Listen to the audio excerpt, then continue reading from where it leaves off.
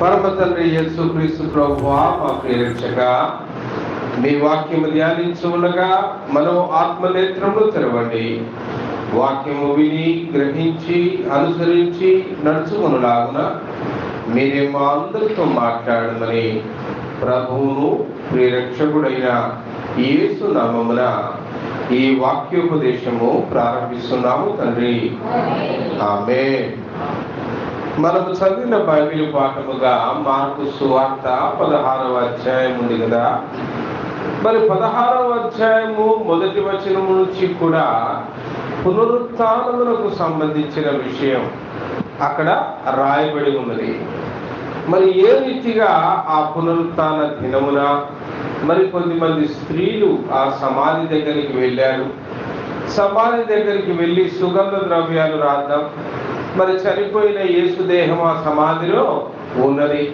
ఆ సమాధిలో ఉన్న ఆ శరీరానికి ప్రేత వస్త్రములు చుట్టి ఉన్న ఆ ప్రేత శరీరానికి, ఆ చనిపోయిన దేహానికి కుళ్ళు పట్టకుండా మరి సుగంధ ద్రవ్యాలు రాద్దాం అని వారు బయలుదేరారు. వాళ్ళు ఎలా చేస్తారంటే, చనిపోయిన ఒక వ్యక్తిని మరి ఒక్కసారే సమాధి చేసి వదిలిపెట్టరు. దానికి ప్రతిరోజు ప్రేత వస్త్రాలు చుడుతూ ఉంటారు. దాన్ని మమ్మిఫికేషన్ అంట. సుగంధ ద్రవ్యాలు రాస్తూ ఆ శరీరానికి మొదటి రోజు ఒక లేయర్ వేస్తారు, తర్వాత రెండవ రోజు మరొక లేయర్, మూడవ రోజు మరొక లేయర్. అంటే ఒక్కొక్క లేయర్లో ఒక సుగంధ ద్రవ్యం రాయడం, చుట్టడం. ఆ లేయర్ కూడా ఎక్కడ అంటే కాళ్ళ యొక్క బొటన వేల దగ్గర నుంచి మొదలుకొని ఆ రెండు కాళ్ళను కలుపుకుంటూ చుడుతూ ఆ శరీరంలోని చేతులు కూడా ఆ శరీరంతో కలిపి ఆ తల వరకు వాటిని చుట్టడం. అంటే మళ్ళా దాన్ని తీయాలి అంటే ఎవడైనా బయట నుంచి తీయడమే కానీ లోపల ఉన్నవాడు ఎవడు కూడా దాన్ని తీసుకోలేడు. లేచినా కూడా ఆ ప్రేత వస్త్రాలని విప్పుకుంటా అసాధ్యము. ఆ రీతిగా చుడతారు. ఎందుకు అంటే అప్పటి ఆచారాలు ఆ రీతిగా ఉన్నాయి. ఒక్కొక్క కులంలో, ఒక్కొక్క మతములో, ఒక్కొక్క జాతిలో మరి చావును ఒక్కొక్క సాంప్రదాయ ప్రకారంగా చేస్తారు. మన దేశంలోనే అనేక కులాలు, అనేక మతాలు, అనేక జాతులు, అనేక సంస్కృతులు. ఒక్కొక్క సంస్కృతిలో ఒక రకమైన మరి చావు కార్యక్రమాలు చేస్తారు. శవాన్ని మమ్మిఫికేషన్ చేసే విధానం అది. మరి ఆ రీతిగా యేసు ప్రభు యొక్క శవాన్ని మమ్మిఫికేషన్ చేయడం కోసం రెండో రోజు చేద్దామంటే శనివారం వచ్చింది. శుక్రవారం రోజు ఫస్ట్ లేయర్ వేశారు, సెకండ్ లేయర్ వేద్దామంటే శనివారము మోషే ధర్మశాస్త్ర ప్రకారముగా అది విశ్రాంతి దినము. శనివారం పొరపాటున కూడా మమ్మిఫికేషన్ చేయకూడదు. అది దేవునికి ప్రాముఖ్యమైన దినమును, మరి విశ్రాంతి దినమును చాలా పరిశుద్ధముగా ఆచరించుట యూదా ఇజ్రాయేలుకు బాగా అలవాటు. కాబట్టి ఎక్కడ వాళ్ళు అక్కడే గప్పున కూర్చున్నారు. ఆదివారము పెందల కడలే లేచి రాయబడి ఉందా? ఇది 3వ దినం. ఆదివారం పెందల కడలే లేచి కొంతమంది స్త్రీలు సుగంధ ద్రవ్యములు తీసుకొని ఇప్పుడు సెకండ్ లేయర్ వేయడానికి బయలుదేరారు. దారిలో అనుకుంటున్నారు పెద్ద రాయి అడ్డుగా ఉన్నది, మన కోసం ఎవరు దొరికిస్తారో ఏంటో ఆలోచనలు చెప్పుకుంటా బయలుదేరారు. తీరా అక్కడికి వచ్చి చూసేలుగా రాయి దొర్లింపబట్టయు, సమాధి ఖాళీగా ఉన్నటయు, ప్రేత వస్త్రమును అక్కడే విడవబడి ఉండుటయు ఒక్క యవనస్తుడు వారికి ఎదురుగా కనపడి 6వ వచనంలో ఏమని రాయబడి ఉంది? అందుకతడు కలవరపడకుడి, సిలువ వేయబడిన నజరేయుడగు యేసును మీరు వెదుకుచున్నారు, ఆయన లేచి ఉన్నాడు. హల్లెలూయా! ఆయన లేచి ఉన్నాడు. ఆయన లేచిన దేవుడు, ఆయన సజీవుడు. He is not dead, he is resurrected. ఆయన లేచి ఉన్నాడు, ఆయన సజీవుడు. ఎంత ఆశ్చర్యం కదా! చాలామంది చాలా మతాలలో, చాలా కులాలలో, చాలా జాతుల్లో తిరిగి లేవడం అనేది, పునరుత్థానాన్ని గురించి రకరకాల చరిత్రలు ఉన్నాయి, రకరకాల పద్ధతులు ఉన్నాయి. నాస్తికులు అంటారు అసలు ఆత్మ లేదు, పునరుత్థానం లేదు, ఏమి లేదు, అసలు దేవుడే లేడు, దయ్యము లేదు, పరలోకం లేదు, నరకము లేదు. వాడు నాస్తికుడు. వాడేమంటాడు? గొర్రెలు బర్రెలు పుట్టినట్టుగానే మానవుడు పుట్టాడు, మానవుడు చచ్చాడు, బొంద పెట్టారు, చాప్టర్ క్లోజ్, ఇక ఆ తర్వాత ఏమీ లేదు. వాడు నాస్తికుడు. ఇంకొకడు ఉంటాడు, పరలోకమున్నది, నరకమున్నది, చనిపోయిన తర్వాత దేవుడు తీర్పు తీర్చి మంచివారికి పరలోకమును, పాపులకు నరకమును ఇస్తాడు. కానీ పునరుత్థానము లేదు. చావగానే ఆత్మ దేవుని దగ్గరికి పోద్ది, కానీ ఇక మళ్ళా తిరిగి లేవడు. పునరుత్థానము లేదు. ఈ బోధ ఎవడు చేస్తాడట? సద్దూకయులనే ఒక గుంపు ఉంది క్రైస్తవులలో. సద్దూకయులనే ఒక గుంపు ఉంది. వాడు దేవుని నమ్ముతాడు, ప్రార్థనలు చేస్తాడు, ఆరాధనలు చేస్తాడు. ఏమి నమ్మడట? పునరుత్థానము లేదనే సద్దూకయులు. వాడు పునరుత్థానాన్ని నమ్మడు.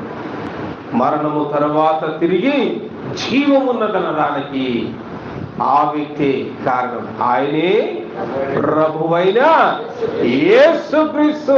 హల్లెలూయా! ఆయన రుజువు చేశాడు మరణము తర్వాత జీవమున్నదని, మరణము తర్వాత తిరిగి లేతుమని.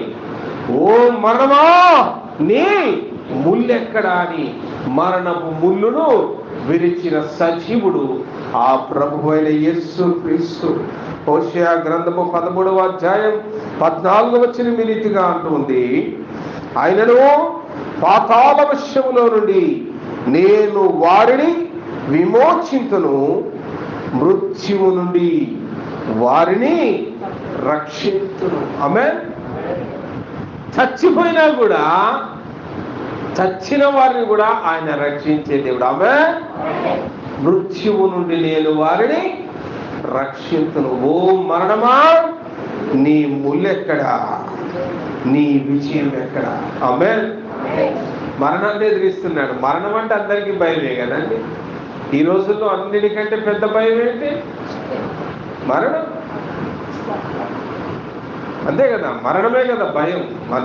ఇన్ని హాస్పిటల్ పుట్టడానికి కారణమే ఇంత నొప్పి వస్తే చాలు, ఇంత కష్టం వస్తే చాలు, కొద్దిగా తేడా వస్తే చాలు, 3 రోజులు జ్వరం తగ్గలేదంటే చాలు, అబ్బో ఇదేం జ్వరము, రక్త కణాలు పడిపోతాయేమో, చచ్చిపోతామేమో, ఏం జ్వరము, లివర్ వాసిందేమో, మలేరియానేమో, చచ్చిపోతామేమో, ఏం జ్వరమో, టీబీ బ్రెయిన్కి ఎక్కిందేమో, చచ్చిపోతామేమో.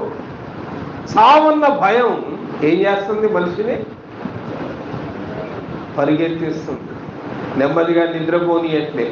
ఈ చావు భయం, మరణం అన్నిటికంటే బలమైనది మరణం. మరణం గురించి మాట్లాడి ఎవడైనా అలర్ట్ అవుతాడు.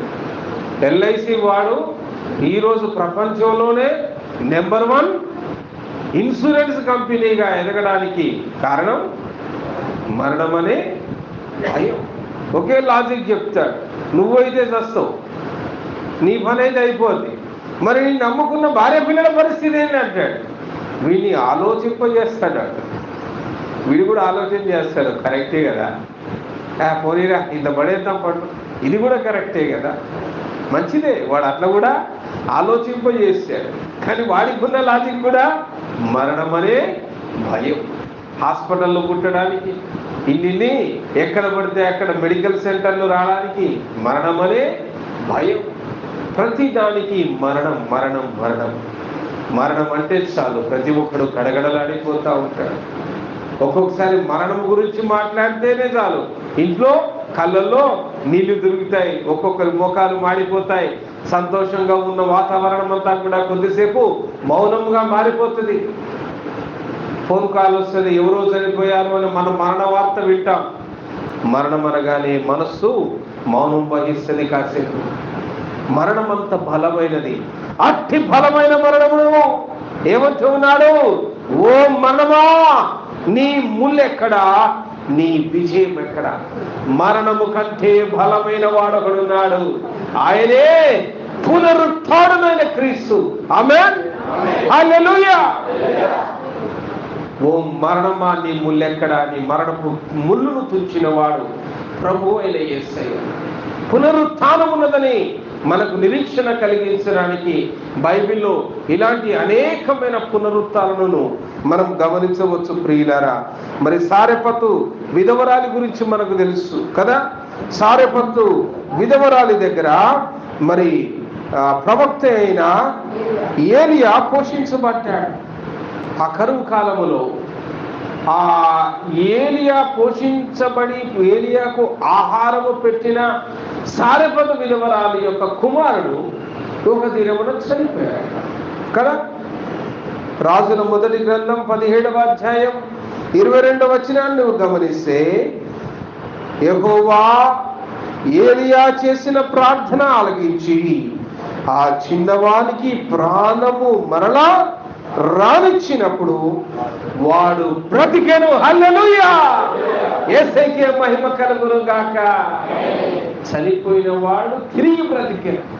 ఏలియా అనే ప్రవక్త ప్రార్థన చేస్తే అంత గొప్ప కార్యం జరిగింది ప్రియులారా. ఏలియా ప్రవక్త యొక్క శిష్యుడు ఒక ఆయన ఉన్నాడు.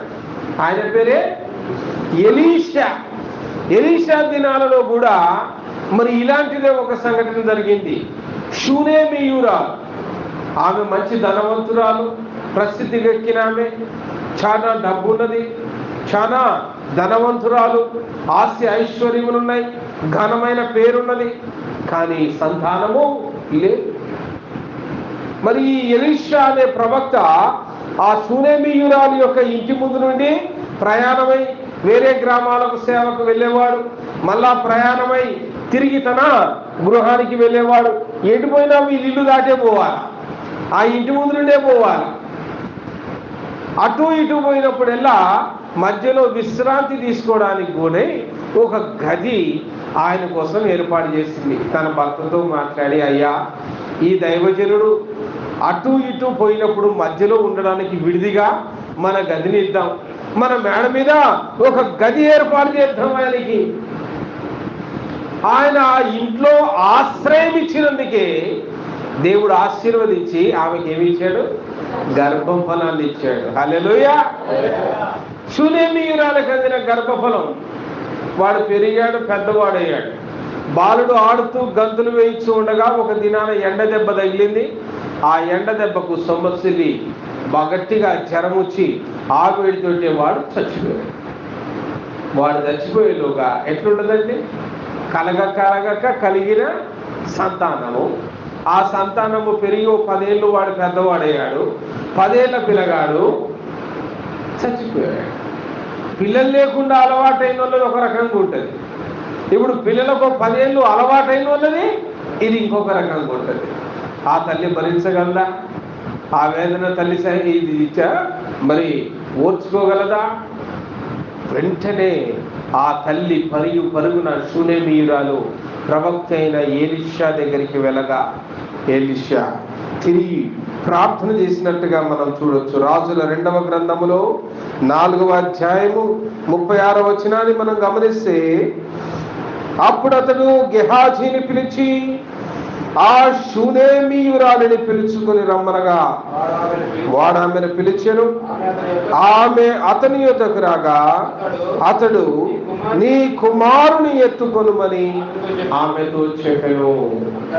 అంతటా ఆమె లోపలికి వచ్చి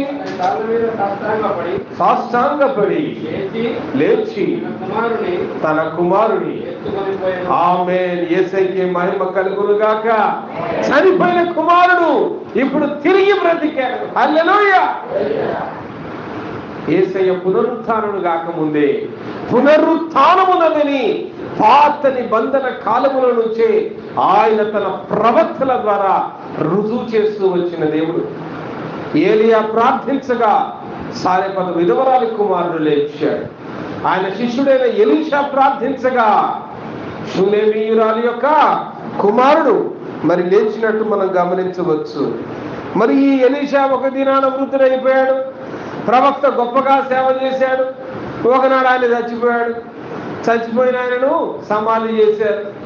సమాధి చేసి సంవత్సరం అయింది. సంవత్సరం అయిన తర్వాత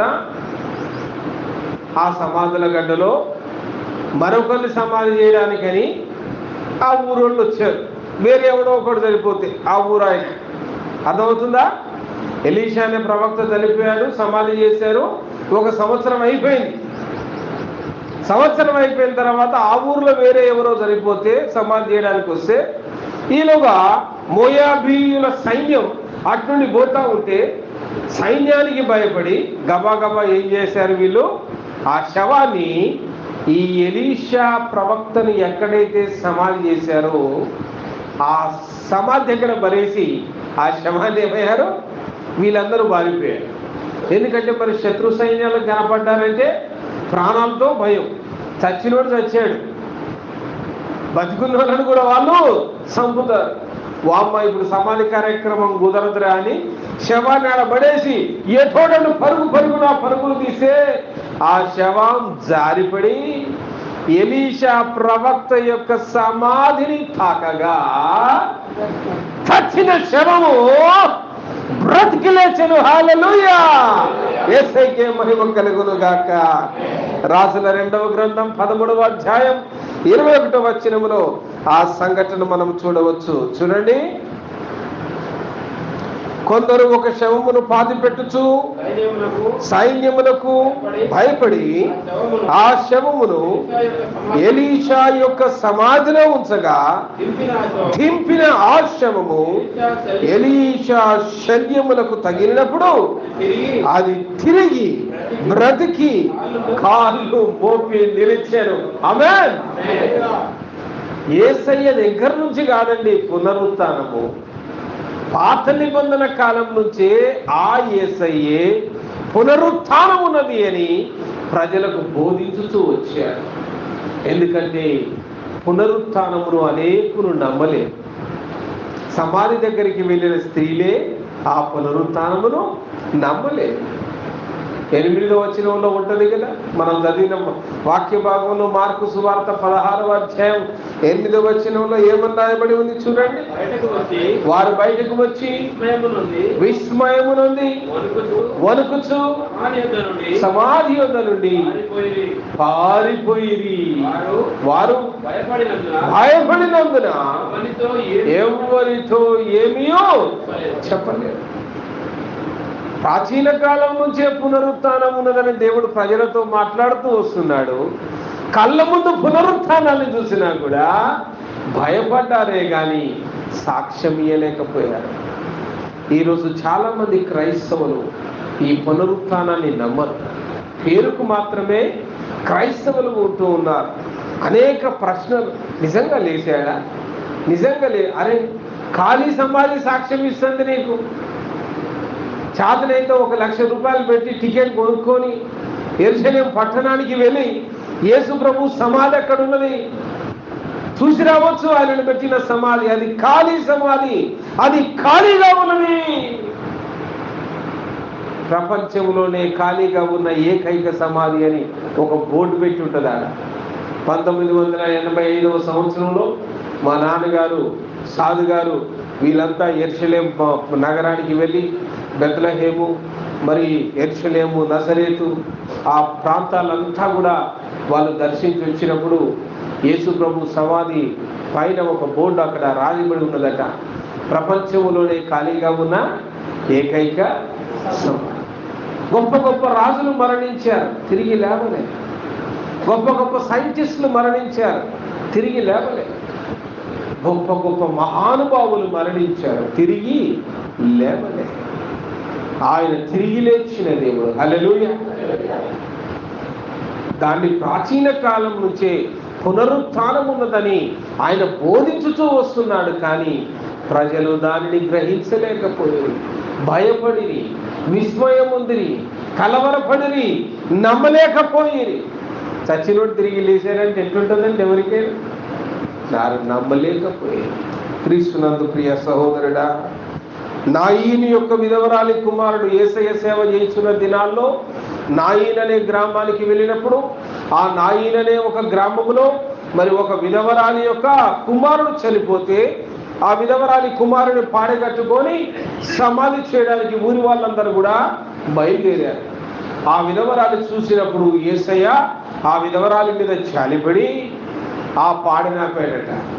మోసుకొని పోతున్నా ఎవడన్నా పాడనాపుతాడండి? పాడి వస్తుందిరా అంటే రోడ్డు మీద ఉన్న వాళ్ళు ఏమవుతారు? జరుగురా జరుగురా జరుగురా దారి ఏంట్రా. పాడిపోయేటప్పుడు కూడా అంటూ అని అదొక భయం. మళ్ళా ఆ పాడె మనకు తగిలినా, ఆ పాడెలో ఉన్న సావులో ఉన్న ర్యాలీలో ఉన్న వాళ్ళు మనకు తగిలినా మనకంటురా. మళ్ళీ ఇప్పుడు అంటయిందంటే ఇంటికి పోవాలా, శుభ్రంగా స్నానం చేయాలా, బట్టలు మార్చుకోవాలా, అప్పుడు కానీ మన ప్రోగ్రాం పోవాలా. దానికంటే దూరం జరిగితే మేలురా అని ఎక్కడో నాడు జరుగుతాడు. కానీ యేసయ్య ఏం చేశాడట? పాడినాపాడు. కుమారుడా లెమ్ము, ఒక్క మాట పలుకగా మాట మాత్రం సెలవిస్తే చచ్చిన విధవరాలి కుమారుడు దిగ్గున లేచి కూర్చున్నాడు. హల్లెలూయా, యేసయ్యకే మహిమ కలుగునుగాక. లూకా సువార్త 7వ అధ్యాయం 15వ వచనంలో ఆ మాట ఉంటుంది చూడండి. ఆ చనిపోయిన వాడు లేచి కూర్చుని మాట్లాడసాగాడు. ఆయన అతనిని అతని తల్లికి అప్పగించి. నాయీను గ్రామంలో జరిగిన ఒక అద్భుతం, ఒక పునరుత్థానము ప్రియులారా. చచ్చిన వాడు తిరిగి లేవడం. లూకా సువార్త 8వ అధ్యాయం 55వ వచనంలో ఇక్కడ మరొక సంఘటన మనం గమనించవచ్చు. అక్కడ యాయీరు కుమార్తెను గురించి రాయబడి ఉన్నది చూడండి. చిన్నదానా లేమ్మని చెప్పగా ఆమె ప్రాణము తిరిగి వచ్చెను కనుక వెంటనే ఆమె లేచెను. హల్లెలూయా, యేసయ్యకే మహిమ కలుగునుగాక. యాయీరు అనే ఒక అధిపతి, ఆమె కుమార్తె అస్వస్థతతో ఉన్నది, వ్యాధిగ్రస్తురాలై ఉన్నది. యేసయ్యని తీసుకుపోయి ప్రార్థన చేయించుకుందామని యేసయ్య దగ్గరికి పరుగు నురుకొచ్చాడు. యేసయ్య మీటింగ్లలో ఉంటాడు, ప్రసంగంలో ఉంటాడు, ఎక్కడో ఆయన బిజీలో ఆయన ఉంటాడు. ఆయన వెయిట్ చేస్తూ ఉన్నాడు యేసయ్యని కలుసుకొని వార్త చెప్పాలి. ఈలోగా తన దాసుడు ఉరికొచ్చాడు.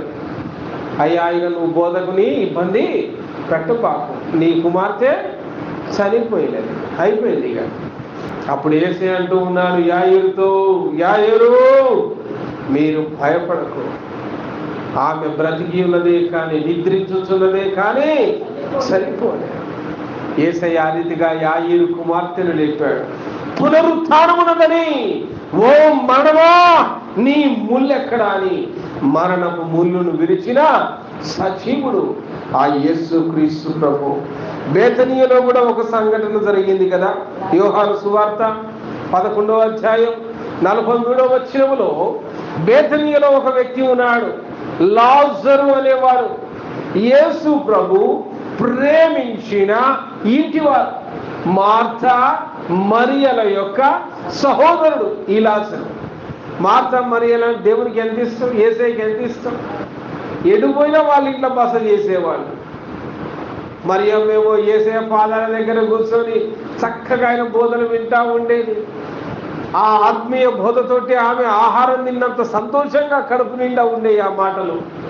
మార్తేమో ఇంటి నిండా పని పెట్టుకొని విస్తారమైన పనులు, యేసయ్య వచ్చాడు హడావుడి చేయాలా, మంచి మంచి గారెలు పెట్టాలా ఉంటుంది కదా. ఈ రోజుల్లో అయ్యగారు ఎవరైనా వస్తే ఇంటికి రాకరా కూర్చొని అయ్యగారు మన ఇంటికి చాతనైంది పెట్టాలా, ఏదో ఒకటి చేయాలా, మంచి మంచివి పెట్టాలా, రుచికరమైనవి పెట్టాలా. సాక్షాత్తు యేసయ్య ఇంటికి వచ్చినప్పుడు మార్త ఇంకా ఎంత హడావుడి చేసి ఉండాలా, మార్త ఇంకా ఎంత చక్కగా ఆయనకు ఆ యొక్క పరిచర్యలు చేసి ఉండాలి. అంత ప్రేమించిన ఇంటిలో వాడు సహోదరుడు లాజర్ అనేవాడు ఉండేవాడు. లాజర్ పరిగెత్తుకుని పోవాలా, చికెన్ వాడే తేవాలా, మటన్ వాడే తేవాలా, కొత్తిమీర వాడే తేవాలా, అంతే కదా ఇంట్లో. అట్లాంటి లాజర్ ఇప్పుడు ఏమయ్యాడు? చనిపోయాడు, సమాధి చేయబడ్డాడు. 3 దినాలు గడిచిపోయినాయి. అప్పటికే యేసయ్య చాలా దూరంలో ఉన్నాడు. ఆయన రావాలనుకుంటే రాగలడు, కానీ ఆయనే ఆలస్యము చేసిన బైబిల్ చెప్తూ ఉన్నది. ఆయన వ్యాధిగ్రస్తులై ఉన్నాడు అని తెలిసినప్పుడే ఆయన వచ్చి ఉంటే బతికేవాడు కదా నా సహోదరుడు అని కదా. అక్క చెల్లెలు యేసయ్యను పట్టుకొని ఏడుస్తూ ఉన్నారు. 4వ రోజు యేసయ్య వచ్చాడు ఇంటికి. ఆ యేసేను పట్టుకొని, అయ్యా నీవు మాతో ఉండి ఉంటే మా సహోదరుడు చనిపోయేవాడు కాదు కదా, మేము నీ కబురు పంపితివే, నువ్వు సమయానికి వచ్చి ఉంటే చనిపోయేవాడు కాదు. ఈరోజు 4వ రోజు ఏడుస్తా ఉన్నారు. అంత ప్రేమించిన ఇంటి వారి దుఃఖం యేసయ్య కూడా కన్నీరు విడిచెను అని రాయబడి ఉంది. లాజరు చనిపోయినందుకు యేసయ్య ఏం చేశారట? కన్నీరు విడిచెను. బెతనియలో దేవుడు ప్రేమించిన ఒక మంచి ఇల్లు, ఆ ఇంట్లో జరిగిన ఒక దుఃఖ కార్యం అది. యేసయ్య ఓదారుస్తూ ఉన్నారు, అమ్మా బాధపడకండి, నిజముగా నా యందు విశ్వాసం ఉంచువాడు చనిపోయినను తిరిగి బ్రతుకును. అవునయ్యా, పునరుత్థాన దినాన బతుకుతారయ్యా. వాక్యాలు బాగిన్నారు కదా. తిరిగి బ్రతుకునంటే ఏమనుకుంటున్నారు? ఎట్టయినా 2వ రాకడలో సమాధులు తెరవబడతాయి, అందరూ బతుకుతారు. అవునయ్యా, పునరుత్థాన దినమును బతుకునయ్యా, నేను నమ్ముదునయ్యా. ఏడుతా ఉన్నది పాపం దుఃఖంలో. అప్పుడు కాదమ్మా, ఇప్పుడే బతుకును, సమాధి రాయిని దొరలించుడి. అయ్యా వాసన వస్తుందేమయ్యా, మరి 4 రోజులైంది. నమ్ముట నీ వలనైతే నమ్మువానికి సమస్తము సాక్ష్యము. 11వ అధ్యాయం 43వ వచనం ఏం రాయబడి ఉంది?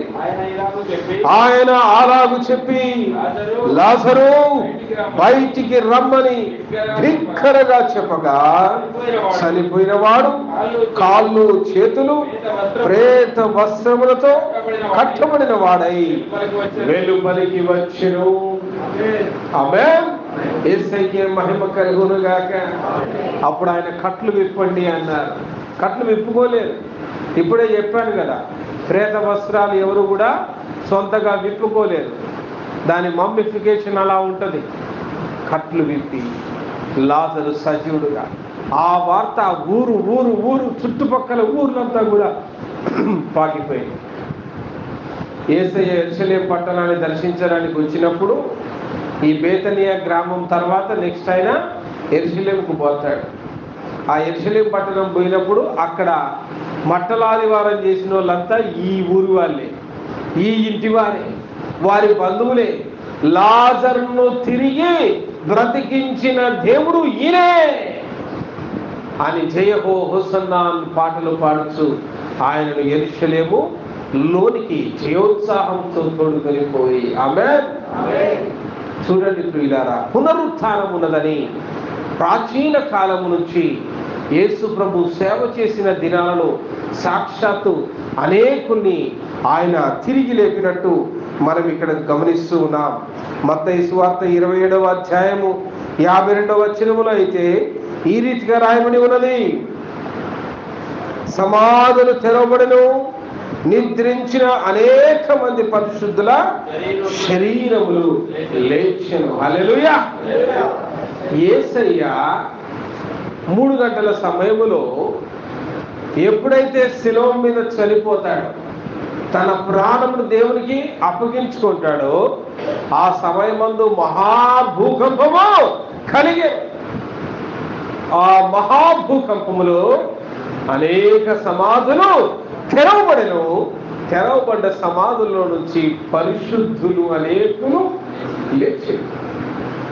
లేచి ఆ పట్టణంలో అనేకులకు అగ్గుపడిరి. అరే, ఇది చచ్చిపోయి 10 ఏళ్ళైంది, మళ్ళీ ఇప్పుడు వస్తున్నావు, ఇడిపోయి నువ్వు చచ్చినవా లేదా? దగ్గరుండి నీ సాగు మేము చేస్తేవి, నిన్ను సమాధిని ఏమి చేస్తేవి, దినకార్యాలు మేము చేస్తేవి, నీ పేరు చెప్పుకొని యాటలు పోసుకొని తింటివి, 10 ఏళ్ళు అయిపోయింది, నువ్వు నడిచి వస్తున్నవేరా ఇప్పుడు? ఆశ్చర్యపోయారు. అనేక మంది పరిశుద్ధులు ఇప్పుడు లేపబడ్డారు. యేసయ్య చనిపోయిన దినమున ఆ భూకంపములో సమాధులు తెరవబడిను. అనేక మంది పరిశుద్ధులు ఆ గొప్ప కార్యములో లేచిరి. హల్లెలూయా. పునరుత్థానం ప్రాచీన కాలము నుంచి నవీన కాలము వరకు, రాకడ సమయం వరకు కూడా ఈ పునరుత్థానం దేవుడు ఎవరిని చేయాలనుకుంటే వారిని పునరుత్థానం చేయగలడు. ఆయన మరణము యొక్క తాళం చెవులు అతనికి ఇవ్వబడి ఉన్నది. మరణం ఆయన చేతిలో ఉన్నది. తన ప్రాణమును తాను అప్పగించుకోగలడు, తన ప్రాణమును ఆయన తిరిగి తెచ్చుకోగలడు. అందుకే ఎవరైనా చనిపోతే నిరీక్షణ లేని ఇతరుల వలె మీరు రోధించకండి, ఏడవకండి. దేవుని వాక్యం చెప్తుంది. ఆయన పునరుత్థానము చేసినది ఆనాటి ప్రజలకు పునరుత్థానం అనేది ఒకటున్నదని గుర్తు చేయడం కోసమే. ఆమేన్. మరి యేసయ్య చేశాడు, ప్రవక్తలు చేశారు. యేసయ్య శిష్యులు కూడా అనేక మంది చనిపోయిన వాళ్ళని తిరిగి లేపినట్టుగా బైబిల్ మనకు సాక్ష్యం ఇస్తూ ఉన్నది. ప్రియులారా, అపోస్తుల కార్యం 9వ అధ్యాయం 40వ వచనంలో అయితే పేతురు ఇక్కడ ఒకరిని లేపుతూ ఉన్నాడు. చూడండి, పేతురు అందరిని వెలుపలికి పంపి మోకాల్లోని ప్రార్థన చేసి శవము వైపు తిరిగి తబితా లెమ్మనగా ఆమె కనులు తెరిచి పేతురును చూచి లేచి కూర్చునేను. హల్లెలూయా. దేవుని మహిమ పరుస్తాం. ప్రియులారా, ఆయన చనిపోయిన వారిని తిరిగి లేపగలిగిన సమర్థుడు. ఓ మరణమా నీ ముల్లెక్కడాని మరణపు ముల్లుడు విరిచిన సజీవుడైన దేవుడు. పౌలు కూడా ఇదే రీతిగా ఒక వ్యక్తిని లేపినట్టు మనం చూడవచ్చు. త్రోయ అనే గ్రామంలో 20వ అధ్యాయం 10వ వచనం చూడండి. అపోస్తుల కార్యంలోనే త్రోయాలో జరిగిన ఒక సంఘటన. పౌలు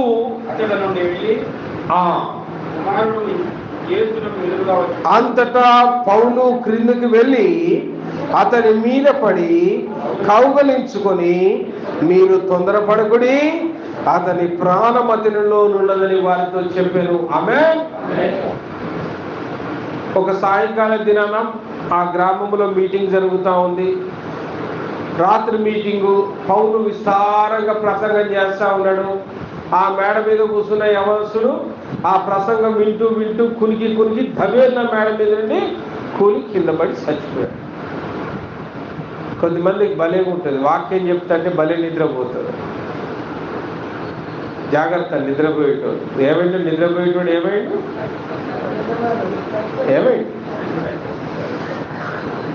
జాగ్రత్త. అందుకే ఎప్పుడు కూడా దేవుని వాక్యాన్ని నిర్లక్ష్యంగా వినకూడదు. అది సజీవమైన దేవుని వాక్యము. నీ వాక్యం నన్ను బ్రతికిస్తుంది, బాధల్లో నాకు నెమ్మదిస్తుంది. వాక్యం అట్లా ఆసక్తి కలిగి ఉండాలి. వాడు మేడ మీద చచ్చిపోయేలోగా ఎట్లుంటుందండి? ఒక మీటింగ్ పెట్టుకున్నారు, బ్రహ్మాండంగా మీటింగ్ నడుస్తుంది, మంచిగా పౌలు గారు మంచి మెసేజ్ ఇస్తాడు. ఈలోగా సావు, మీటింగ్లోనే సావు. మీటింగ్ ఎంత డిస్టర్బ్ కదా. చచ్చిన ఇంటి వాళ్ళు ఎంత బాధ, వచ్చిన వాళ్ళందరికీ ఎంత బాధ. ఒక సంతోషకరమైన సభ ఇప్పుడు ఎలా జరిగిపోయింది? సంతాప సభగా మారిపోతుంది. వెంటనే పౌలు ప్రసంగం ఆపి గబగబా పరిగెత్తుకొని ఆ మేడ కిందికి పోయి ఆ యవనస్తుడు ఎలా ఉన్నాడని ఆ యవనస్తుడి మీద పడి వాని గట్టిగా కౌగలించుకొనగా చచ్చిన యవనుడు తిరిగి బ్రతికేను. హల్లెలూయా. యేసయ్యకే మహిమ కలుగును గాక. ప్రవక్తలే కాదు, యేసు ప్రభు తర్వాత ఆయన శిష్యులు, సేవకులు కూడా మరి ఈరోజు అనేకులు మనం కొన్ని సందర్భాలు చూస్తూ ఉన్నాం. కొన్ని ప్రసంగాలు వింటాం. కొన్ని చోట్ల మరి చనిపోయిన వాడు తిరిగి లేచాడు, డాక్టర్ సర్టిఫై చేసిన వాడు తిరిగి లేచాడు అని మరి సాక్ష్యాలు చెప్పిన సందర్భాలు కూడా మనకున్నాయి.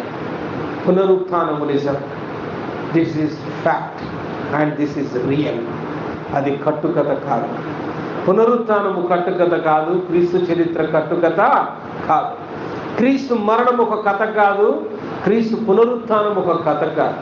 అది వాస్తవం, అది జరిగి నెరవేరిన ఒక వాస్తవం. నమ్ముట నీ వలనైతే నీ జీవితాల్లో దేవుడు ఇలాంటి గొప్ప కార్యాలు చేయగలడు. నమ్మేవాడికే సాధ్యం. మనము కూడా ఒక దినమున పునరుత్థానమైతామని పౌలు గారు తెస్సలోనికలు రాసిన పత్రికలో, మొదటి పత్రికలో 4వ అధ్యాయం 16వ వచనంలో ఈ రీతిగా అంటూ ఉన్నాడు. ఆర్భాటముతోనూ ప్రధాన దూత శబ్దముతోనూ దేవుని బూరతోనూ పరలోకము నుండి ప్రభువు దిగి వచ్చును. క్రీస్తునందుండి మృతులైన వారు మొదట లేతురు. హల్లెలూయా! యేసయ్యకే మహిమ కలుగును గాక. ఒక దినమున మనం అందరము తిరిగి లేవబోతున్నాము. దేవుని నమ్మిన వారు లేస్తారు, నమ్మని వారు లేస్తారు. ప్రతి ఒక్కరు తీర్పులో నిలబడాల్సి ఉన్నది. కానీ దేవుని నమ్మిన పరిశుద్ధులు మాత్రం మొదట లేస్తారు. వారికి జీవ కిరీటము, నీతి కిరీటము వారి వారి ప్రవర్తనను బట్టి. ఈ లోకంలో యేసుక్రీస్తు కోసం ఎంత గొప్పగా సేవ చేశావు, ఎంత చక్కగా నీ డబ్బును ఖర్చు పెట్టావు, ఎంత చక్కగా నీ సమయాన్ని ఖర్చు పెట్టావు, ఎంతగా నీ యొక్క బలమును ఖర్చు పెట్టావు. యేసు ప్రభు కోసం నీవు ఏమేమి చేశావో, నీవు చేసిన కార్యాలు ఈ లోకంలో ప్రజలు గుర్తించకపోవచ్చు. ఒక్కొక్కసారి అనిపిస్తుంది, ఇంత కష్టపడి సేవ చేస్తుంటే ఎవడు గుర్తుపడతాడు నా ప్రయాస. ఒక్కొక్కసారి అనిపిస్తుంది, ఇంత కష్టపడి ఆల్ నైట్ వచ్చి రాత్రంతా ప్రార్థన చేసిన, కనీసం ప్రార్థన చేసిన వ్యక్తికి కూడా వాడి కోసం నేను ప్రార్థన చేసినట్టు తెలవదు. ఎవరికి తెలుస్తుంది నా కష్టం అని అనిపిస్తుంది. ఒక్కొక్కసారి జేబులో డబ్బు లేకున్నా కూడా, మరి ఎంతో దయనీయమైన స్థితిలో ఉన్నా కూడా, ఆ ఉన్న కొద్ది డబ్బుతో, ఆ 2 కాసులతో నీవు దేవుని సేవకు పరిగెత్తుకొని ఒక ఊరికి వెళ్ళి ఆ ఊర్లో నువ్వు దేవుని సువార్తను ప్రకటించిన దినాలు నీ మనసులో అనిపించవచ్చు, నా కరువు ఎవడికి తెలుసు, నా కష్టం ఎవడికి తెలుసు, ఎవరు గుర్తిస్తున్నాడు నన్ను? ఈ లోకస్తులు నిన్ను గుర్తించకపోవును, కానీ నిన్ను గుర్తించువాడు ఒకడున్నాడు. ఆయనే ప్రభువైన యేసు నిన్ను చూచుచున్న దేవుడు. హల్లెలూయా! వారి వారి క్రియల చొప్పున వారికి ప్రతిఫలం ఇచ్చుటకు ఆయన మనల్ని లేపాడు. అంతా ప్రయాసపడ్డావు, చచ్చిపోయావు, సమాధి చేశాడు. జీవితం అంతా కష్టపడి దేవుని సేవ చేశారా? భార్య పిల్లలకు ఇల్లు లేదు, వాకిలి లేదు, ఏం సంపాదించారా వీడు అని లోకస్తులు మాట్లాడుకుంటారు. కానీ సమాధిలో నుంచి దేవుడు లేపి ఆయన చేసిన పనికి తగ్గ జీతమును దేవుడు ప్రతి ఒక్కరికి ఇవ్వబోతూ ఉన్నాడు. వారి వారి జీతమును ఆయన చేతబట్టుకొని రాబోతున్న దేవుడు. హల్లెలూయా! యేసయ్యకే మహిమ కలుగును గాక. ఆయన పరలోకమందు ఆసీనుడై ఉన్నాడు. ఆమేన్. ఆయన సింహాసనాసీనుడై ఉన్న దేవుడు. మనం ఒక దినమున ఆయనతో పాటు లేపబడతాం, ఆయనతో పాటు సజీవంగా ఉంటాం, ఆయనతో పాటు ఆయన రాజ్యములో నిత్యము మనం బ్రతికి ఆయన బిడ్డలుగా ఉంటాం. అతి కృప తండ్రి దేవుడు ప్రభు అయిన యేసయ్య మనకు అనుగ్రహించునుగాక. ఆమేన్.